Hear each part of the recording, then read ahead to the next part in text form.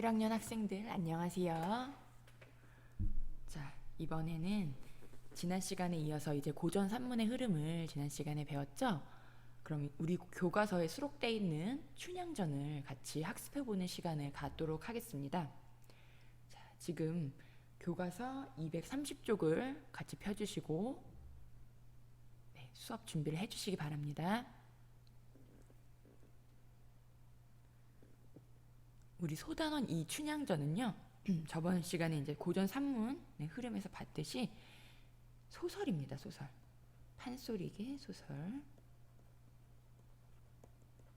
자, 그래서 우리가 문학사의 흐름을 고려해서 대표적인 한국 문학 작품을 감상한다 라는 부분과 다양한 사회문화적 가치, 자, 이 춘향전이라는 작품 속에 들어있는 다양한 사회문화적 가치를 이해하고 평가한다라는 이 두 가지 학습 목표를 바탕으로 수업을 진행해 나가도록 하겠습니다.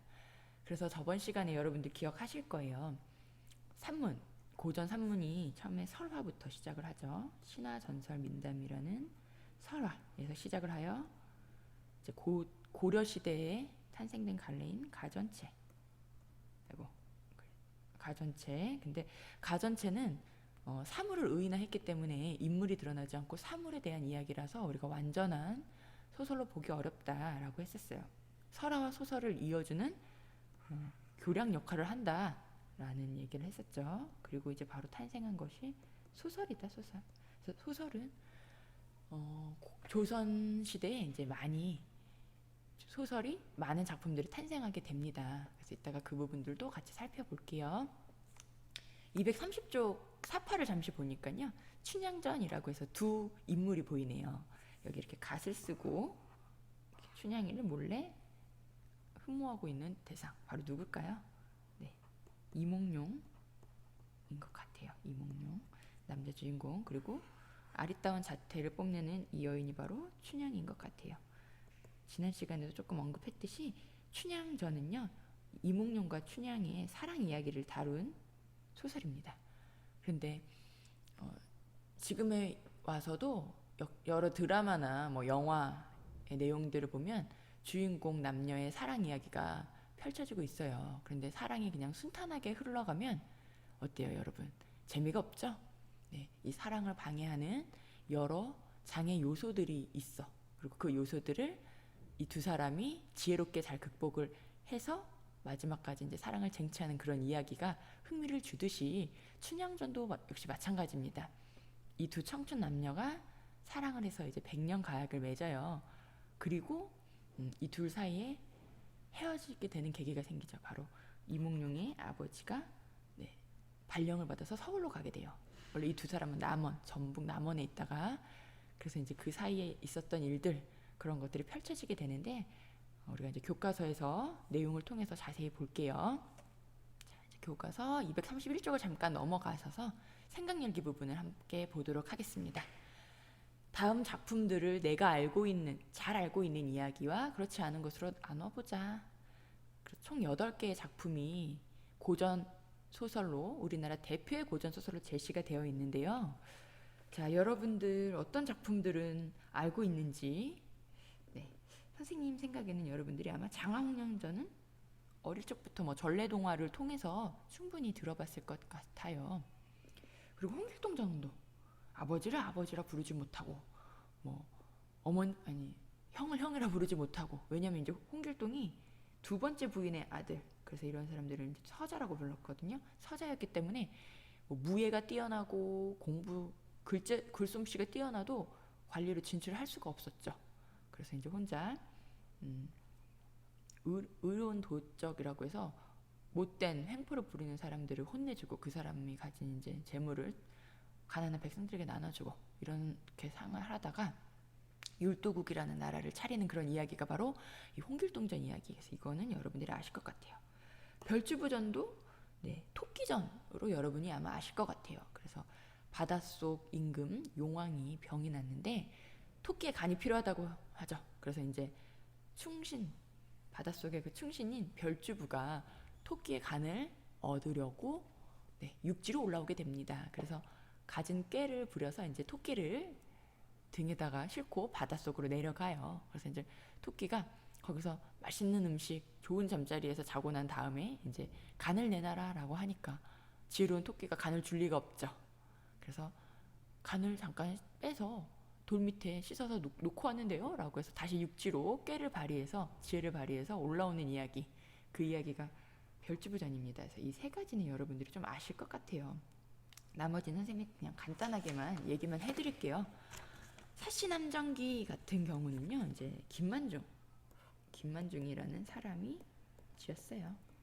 그리고 구운몽도 역시 마찬가지로 김만중이 지었습니다. 그래서 이제 사시남정기는 가정소설이라고 보시면 돼요. 가정소설. 옛날에는 일부 다처제죠. 그러다 보니까 한 남자가 여러 명의 부인을 둘 수 있었습니다. 그래서 근데 그 부인들이 과연 사이가 좋았을까요? 네, 아마 서로 시기 질투하고 조금 사이가 안 좋았을 거예요. 그건 당연한 일. 그래서 이제 사시남정기는 처첩 간의 갈등을 다룬 그런 이야기인데, 그 중에서도 첩이 되게 아주 교활하고 좀 나쁜 짓을 많이 일삼아요.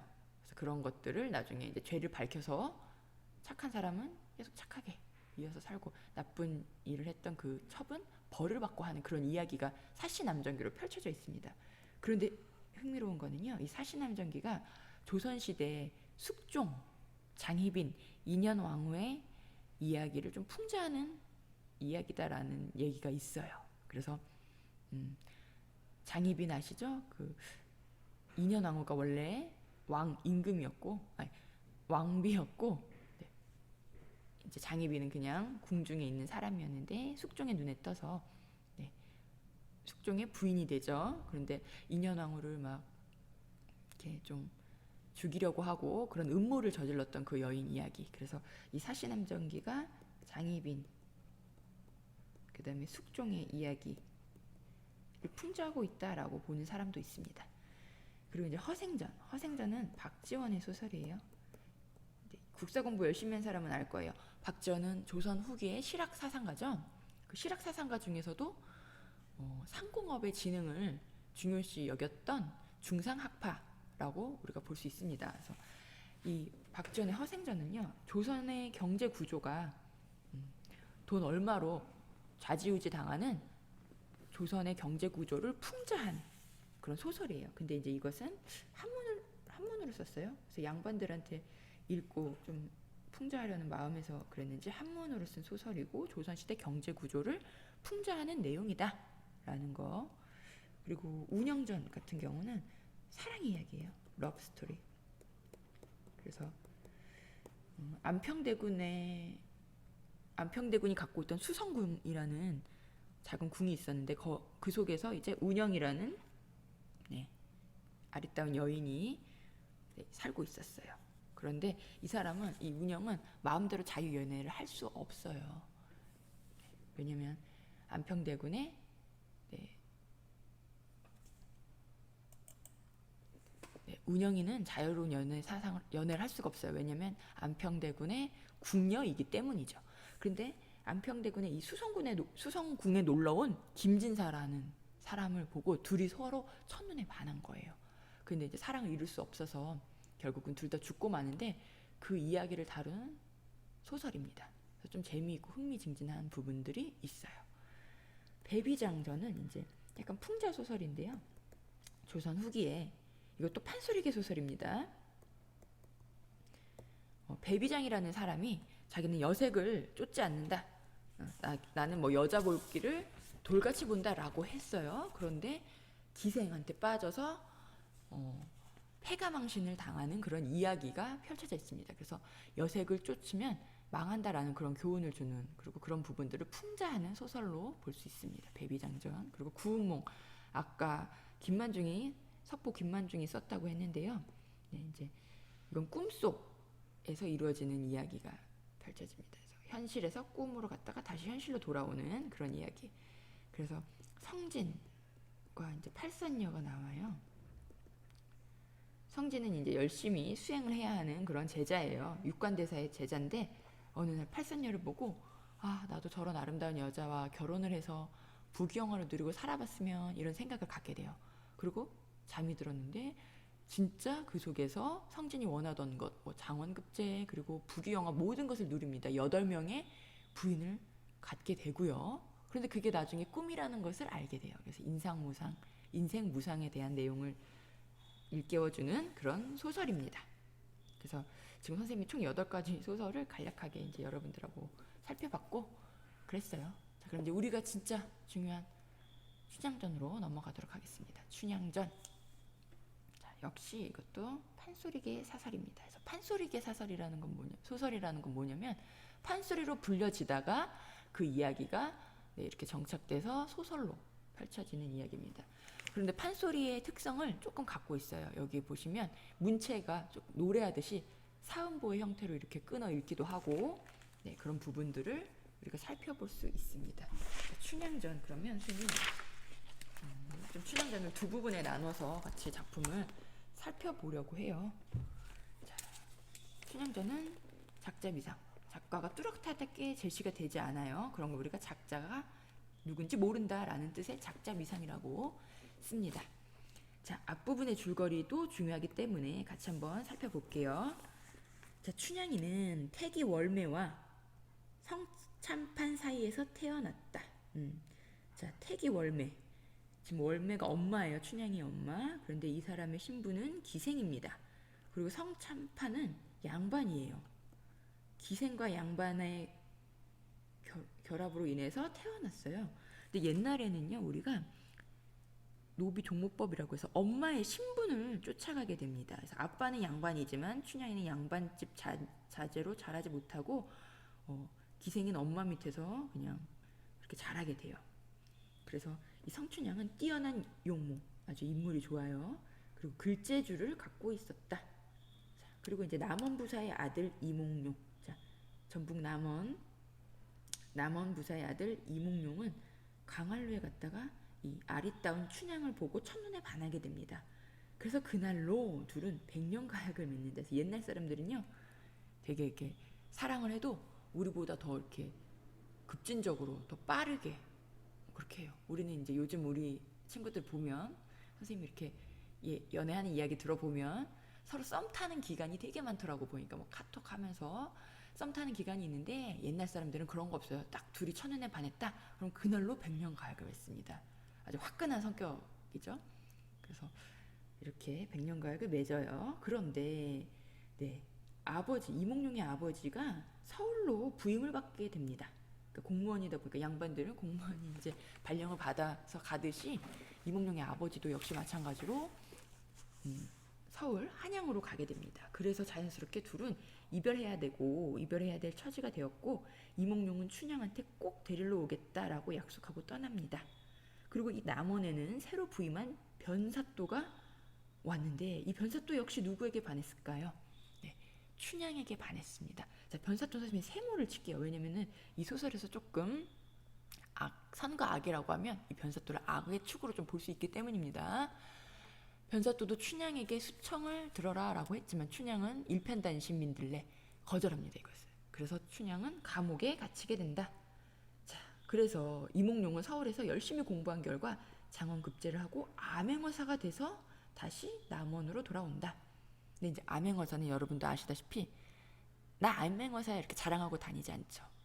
이제 신분을 좀 숨겨요. 그래서 거짓골로 신분을 숨기고 이렇게 와서 염탐을 하는 거죠. 이 지역, 이 지방의 관리들이 과연 정치를 잘 하고 있는가, 백성들이 힘들게 하고 있지 않는가 이런 것들을 관찰하는 게 바로 암행어사이기 때문에 거짓골로 춘향에 찾아오게 됩니다. 춘향은 엄마인 월매에게 몽룡을 부탁하고 몽룡에게 자기가 만약 이 옥살이를 하다 죽게 되면 내 시신을 잘 거두어 달라고 말하고 이렇게 이야기가 이어지게 됩니다. 자, 그래서 여기까지 앞부분의 줄거리 많은 사건들이 진행이 됐죠. 그래서 이 부분도 여러분들이 충분히 이해를 하고 계셔야 합니다. 자, 그럼 이제 우리 교과서에 있는 본문을 같이 살펴보도록 할게요. 자, 이 부분의 본문에 좀 어려운 단어들은 이렇게 제시가 되어 있습니다. 그래서 여러분들이 나중에 공부하시다가 모르겠으면 이런 부분들을 같이 살펴보시면 됩니다.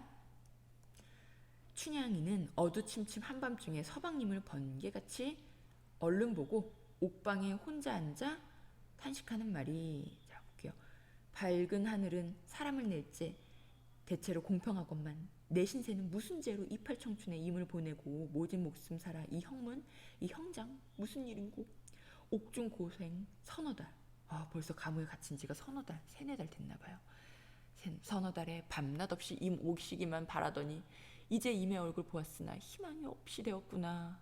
죽어 황천에 돌아간들 옥황님께 무슨 말을 자랑하리 하면서 에고 에고 서러울째 맥이 빠져 반생방사하는구나. 이제 얼굴이 반은 죽고 반은 살아있는 사람 같다는 거예요. 지금 얼마나 힘든 고난을 겪었는지 알 수 있겠죠? 어사또 춘향 집으로 들어와. 자, 여기서 어사또는 이제 누구를 의미하냐면요, 바로 이몽룡이에요. 자, 암행 어사를 우리가 어사또라고 부릅니다.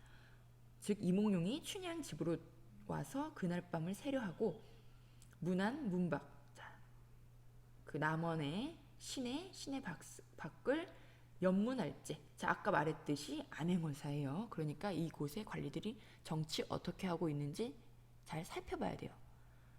질청애가 얘기를 들으니 이방이 승발불라 하는 말이, 자, 여보소 들으니 어사또가 생문박 이씨라더니 뭔가 정보를 흘려들었어요.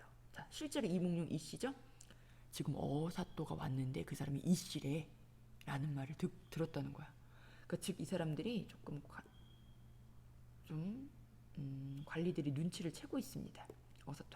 어사또가 왔다는 것을. 아까 삼경에 등불 켜고 춘향이 엄마 앞세우고 왔던 다 떨어진 옷과 갓을 쓴 손님이 아마도 수상하다. 바로 이 손님이 바로 누구였어요? 이몽룡. 내일 사또잔치에 잘 구별해서 별탈 없이 이 잔치를 이룰 수 있도록 10분 조심하소. 계속 우리는 주의 깊게 보면서 조심해야 된다, 이 얘기를 하고 있죠. 그러니까 어사또 이몽룡이 그 말 듣고 하하 그놈들 알기는 아는데 하고 또 장청에 가 들으니 행수 군간 거동 보소 하면서 여러 군간님네 아까 옥 주변에 서성이던 거린이 실로 괴이하더만 아마도 분명 어사인 듯하니 용모 그린 거 내어놓고 자세히 보소. 자, 얘네들도 역시 지금 거짓골로 했던 이몽룡을 암행어사가 아닌가 하면서 이렇게 눈치를 챘다는 걸 알 수 있죠. 어사또가 듣고 그놈들 모두 귀신이로다. 이것들을 어떻게 눈치챘지? 이 얘기하는 거죠.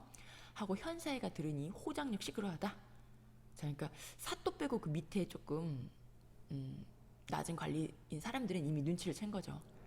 육방 연문 다 한 후 춘향이 집으로 돌아와서 그 밤을 샌 연후에 이튿날 출근 끝에 가까운 읍의 수령들이 모여든다.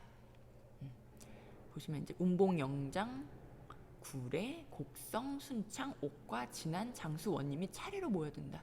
자, 이 사람들이 왜 모이냐면요, 사또 잔치를 하려고 온 거예요. 산이라고 했는데 산 아니고 사또의 잔치를, 칸치처럼 보이는데 잔치입니다. 자, 관청객들 모였고요. 왼쪽에 행수 군간, 오른쪽에 청령 사령이 있고 본관 사또는 주인이 되어 한가운데 있어 하인을 불러 분부하되. 자, 지금 사또가 파티의 주인공, 그리고 주변에 이렇게 앉혀놓고 하인한테 분부를 한다는 겁니다. 관청색 불러 다담을 올리라. 다담은 아주 맛있는 뭐 과자 같은 거 말하는 거예요. 육고자 불러, 노비들 육고자 불러 큰 소를 잡고, 예방 불러 악공을 대령하고, 승방 불려 천막을 대령하라. 사령 불러 자빈을 금하라. 자, 지금 내 생일이니까 파티 준비해 라는 거죠. 이렇듯 요란할제 온갖 깃발이며 사면 육각 풍류소리 공중에 떠있고, 연두저고리 다홍치마 입은 기생, 자, 기생들도 불렀어요. 흰손 비단 높이 들어 춤을 추고 지화자 둥덩실 하는 소리 어사의 마음이 심란하구나. 자, 지금 이제 사또의 생일이라서 파티를 하는데 이것들, 자, 이 사또의 생일 파티에 쓰는 이런 음식들과 이런 것들은 다 누구의 세금일까요? 네, 바로 백성들의 피와 세금이겠죠. 그런 것 때문에 지금 사또가 이 상황을 속상하게 심란하게 보고 있습니다. 그래서 이 부분에 이제 사또 생일 잔치를 비판적으로 지금 인식하고 있다. 왜냐면 지금 어사 이몽룡 이몽룡은 암행어사이기 때문에 이런 것들 보고 벌을 줘야 되거든요. 자, 이어서 볼게요. 자, 이건 이제 이몽룡이 이걸 보고 하는 소리예요. 여봐라 사령들아, 너희 사또에게 여쭈어라. 먼데 있는 거린이 좋은 잔치에 왔으니 술과 안주 좀 얻어먹자고 여쭈어라 하니까, 자, 저 사령의 거동 보소. 우리 사또님이 거리는 금하였는데 어느 양반인지는 모르오만 그런 말은 내주도 마오 하고 등을 미쳐내니 어찌하니 명관인가. 운봉 영장이 그 거동을 보고 본관 사또에게 칭하는 말이, 저 거리인의 의관이라는 건 옷이에요. 옷은 남루 하나 양반의 후예인 듯하니 말석에 저 끝에 맨 끝자리에 앉히고 술잔이나 좀 먹여보내면 어떠하노 하면서 어떠하뇨 라고 이제 사또에게 여쭈었다는 거예요. 사또 하는 말이, 운봉이 소견대로 하오마는 하고 말을 끝맺고 입맛 사납겠다. 어사또 속으로, 오냐 도적질은 네가 하마 오라는 내가 받아라 라고 이렇게 생각을 했다는 거죠. 운봉 영장이 분부하여 저 양반 듭시라고 하여라. 어사또가 들어가 단정히 앉아 좌우를 살펴보니 당 위의 모든 수령이 다담상 앞에 놓고 진양조가 높아가는데, 자, 어사또가 받은 상을 보니 어찌하니 통분하랴. 자, 어사또 지금 행색이 몰골이 말이 아니에요. 거짓골이야. 그래서 어사또는 어떤 상을 줬냐면 모서리가 다 떨어진 개상판에 당나무 젓가락, 콩나물 깍두기 이런 나물만 줬대요. 여기다 막걸리 한 사발 넣었구나. 기분이 좋겠어요? 나쁘겠어요? 별로 안 좋겠죠. 자기 지금 허름한 사람이라고 허름하게 대접하는 거잖아요. 상을 발길로 탁 치며 운봉영장의 갈비를 가리키며, 갈비. 자, 이때 운봉영장의 갈비라는 건요, 우리 사람의 몸에 있는 갈비를 말합니다. 갈비 한 대 먹고 지고. 자, 이때 갈비는 이제 돼지고기나 뭐 소고기 그 갈비를 말해요. 자, 지금 이 두 개 같은 말이지만 전혀 다른 뜻인데 이걸 가지고 이게 판소리기 소설이다 보니까요, 언어 유희적 표현이 드러나는 겁니다. 언어 유희적 표현. 같은 단어, 소리는 같지만 뜻이 다른 말, 그걸 우리가 동음이의어라고 하거든요. 동음이의어를 활용한 언어 유희적 표현이 들어있는 부분입니다. 다리도 잡수시오 하고 운봉영장 하는 말이, 이러한 잔치에 풍류로만 놀아서는 맛이 적사오니 차운 한 수씩 하여 보면 어떠하오. 자, 우리 옛날 조상님들은요, 이런 멋진 잔치가 있으면 시를 지어서 같이 불러요. 그걸 읊는다라고 하거든요. 그 자리에서 즉석에서 시를 지어서 읊으면서 이렇게 풍류를 즐기시곤 했어요. 그 부분을 지금 하자는 겁니다. 그 말이 옳다 하고 운봉영장이 운을 냈대요. 운은 이제 뭐냐면 글자. 이 글자를 넣어서 시를 짓는 거예요. 그래서 높을 고자, 기름 고자, 이 고자를 두 개 내어 놓았다고 합니다. 자, 그래서 보시면 차례로 운을 달아 시를 짓는다, 이 사람들. 요 밑에 파티에 왔어요. 이 사또의 생일 파티 온 사람들이 술도 먹고 글도 쓰면서 이렇게 파티를 즐기는 거죠. 바로 이 허름한 사람이 이몽룡, 어사또가 되겠죠. 자, 어사또 하는 말이, 거린이 어려서 한식계나 읽었더니 좋은 잔치 당하여서 술과 안주를 포식하고 그냥 가기 민망하니 차원 한 수 하나이다. 자, 즉 뭐를 짓겠다는 겁니까? 시를 제가 한번 지어서 읊고 가겠습니다 라는 말이에요. 운봉영장 반겨 듣고 필연, 즉 붓과 먹과 벼루 이런 것들, 네, 붓과 벼루를 내어주니 자중 사람들이 다 짓지도 않았는데 순식간에 글귀 두 부분을 지었대요. 자, 과연 장원급제 한 솜씨가 맞죠? 그래서 백성들의 형편을 생각하고 본관사또의 정체를 감안하여 지었겠다. 자, 왜냐면 이 부분들 갑자기 이런 내용들이 나오는데, 이건 편집자적 논평이라고 해서 서술자의 말이 들어가는 거예요. 판소리, 이게 소설이었기 때문에 이 판소리의 문체가 여기에 반영이 되어 있다라고 볼 수 있습니다. 네. 자, 그래서 어사또가 지은, 암행어사가 지은 시가 바로 이겁니다. 네, 이 뜻을 선생님이 같이 볼게요. 금동이의 아름다운 술은 일천 백성의 피요 옥소반의 아름다운 안주는 일만 백성의 기름이라. 촛불 눈물 떨어질 때 백성의 눈물 떨어지고 노랫소리 높은 곳에 원망소리. 이 원망은 누가 하는 걸까요? 맞아요. 백성들이죠. 백성의 원망소리가 높았더라 라고 이렇게 멋진 시를 지었다라는 겁니다. 네. 그래서 이 시는 어떤 역할을 하냐면요. 내가 암행어사야라는 것들을 살짝 암시해주고 있거든요. 그래서 작품 전개상 극적 긴장감을 높이고 있고요. 네, 앞으로 새로운 사건이 전개될 거다. 심을 암시하고 있다. 전개될 것이다라는 것을 암시해주는 부분입니다. 그래서 이 시의 역할 중요하죠. 네. 실제로도 이 시를 읽고 나서 암행어사 출두하거든요. 이렇게 시를 지었을 때 봉간사또는 몰라보는데 웅봉은 눈치가 빠른 사람 바로 알았어요. 앞불사 일이 났다. 자, 누가 왔구나. 암행어사가 왔구나 라는 것을 지금 눈치챘습니다. 야야 큰일 났다. 그러면서 이제 단속하죠. 야 이것저것 빨리 단속해. 지금 암행어사가 지금 저 사람 암행어사인 것 같아. 그러니까 이것저것 단속해 하면서 단속 이런 부분들 지금 이 사람은 눈치를 채고 뭔가 걸리지 않으려고 지금 사람들 자기 밑에 사람들 불러서 단속하고 있습니다. 이런 거 전혀 모르고 있는 사또 좀 어리석은 인물이에요. 오히려 운봉이 더 조금 빠릿빠릿하고 또렷한 인물이고 사또는 살짝 어리석은 여색만 밝히는 그런 기질이 있습니다. 여보 운봉은 어디를 다니시오? 그러니까 소피 보고 들어오. 소피는 이제 소변이라는 말입니다. 봉간사또가 술주정에 나서 분부하되 춘향을 급히 올리라. 자 지금 춘향이 어디에 있었죠? 옥에 있었죠? 이때 어사또 부하들과 내통한다. 자 이제 사또는요 시를 쓰고 딱 나갔어요. 지금 어사또 계속 이몽룡이에요. 부하들하고 이제 우리가 출동할 때가 되었어 라고 이제 내통하고 옷 갈아입습니다. 아까 허름한 옷 입었었는데 여기 보세요. 외울망건 공당 모자 새패랭이 눌러쓰고 네. 한삼 산뜻하게 차려입고 방망이 들고 사슴끈 손목에 걸고 자 마패 자 암행어사의 상징이죠. 이 암행어사의 상징인 마패를 들어서 암행어사 출두야 하고 지금 이몽룡이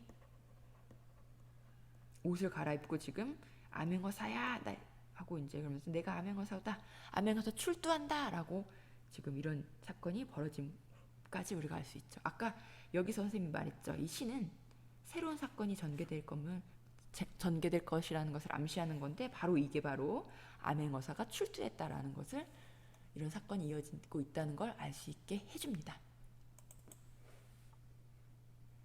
자 여러분 그래서 이게 두 부분으로 나눠서 하려고 해요. 그래서 지금 오늘 235쪽까지 할 거고요. 그 뒤에 이어서 이제 다음 시간에 나머지 부분을 같이 살펴보도록 하겠습니다.